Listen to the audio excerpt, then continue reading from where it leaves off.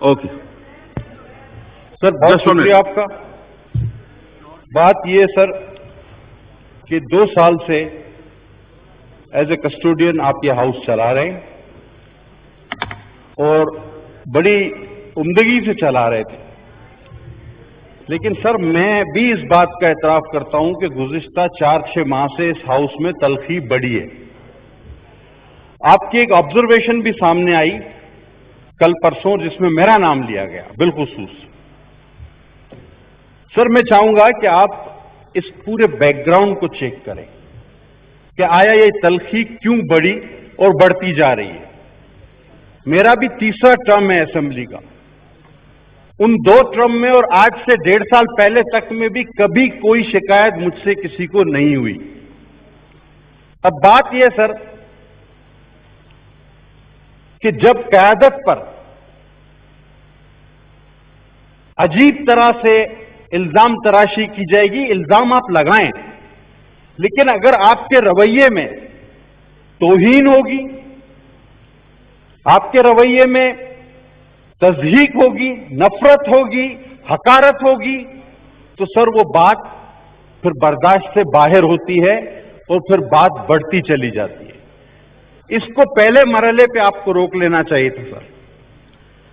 اور 1.5 سال تک ہم یہ ساری باتیں، یہ توہین، نفرت، تضحیک سنتے رہے اور ہماری روایت شائستگی کو شاید ہم یہ سوچنے پر مجبور ہو گئے کہ بزدلی سمجھا جا رہا ہے.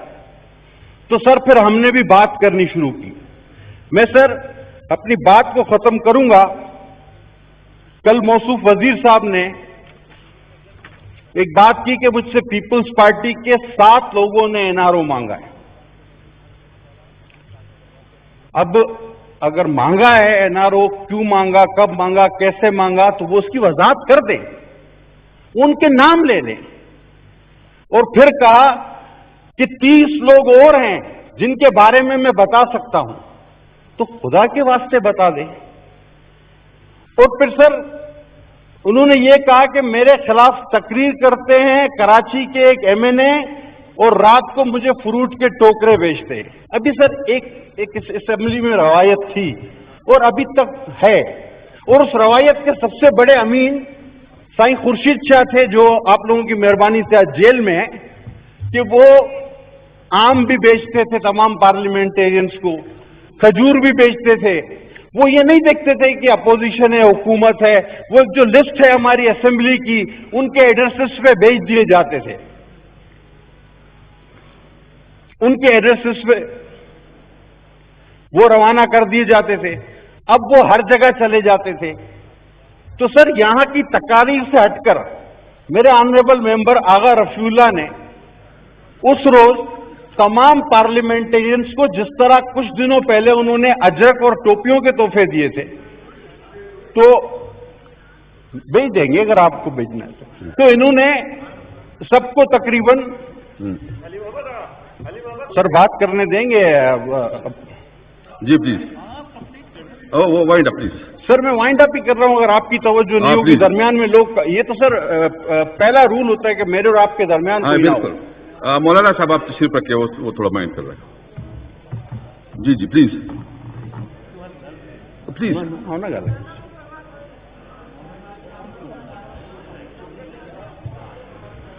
سر. بہرحال یہ اگر اس روایت کو بھی ہم یہ بنا کر پیش کریں کہ شاید مجھ سے کوئی ڈرتا ہے اس لیے میرے گھر پہ تحفہ بھیج دیا، اور وہ دنوں میں فرق تھا، جس دن تقریر ہوئی اس کے کچھ دن بعد یہ تحفہ گیا. اگر سر ہم ایک دوسرے کو تحفہ تحائف بیچ دیں ایز اے پارلیمنٹیرین، اور اس کو فلور آف دی ہاؤس پہ آپ کھڑے ہو کر یہ کہیں کہ جی مجھے یہ بیچتے ہیں میں واپس کر دیتا ہوں، سر یہ شائستگی میں نہیں آتا. یہ تھوڑی سی ظرف میں کمی ہو جاتی ہے. اس میں کوئی ایسا الفاظ استعمال نہیں کرنا چاہتا. سر ایک روایت ہمارے یہاں ہے، ہم کہتے ہیں my honourable member from here and there. یہ تھی، لیکن آج کیا کہا جاتا ہے؟ فرض کریں جی کسی کا نام، کسی کا والد کا نام آپ کو پتا ہے، وہ فلاں کا بیٹا اب ہم سے بات کر رہا ہے. سر کیا اس بات کی اجازت پلیز ہے؟ ہمارے پاس ایجنڈا بہت زیادہ ہے. وائنڈ اپ کریں پلیز. سر اگر یہ چیز رولز میں ہے اور الاؤ ہے تو سر پھر باقی چیزوں پہ بھی اعتراض نہ کریں. ہم ہمیشہ یہ کہتے تھے کہ مائی آنریبل ممبر.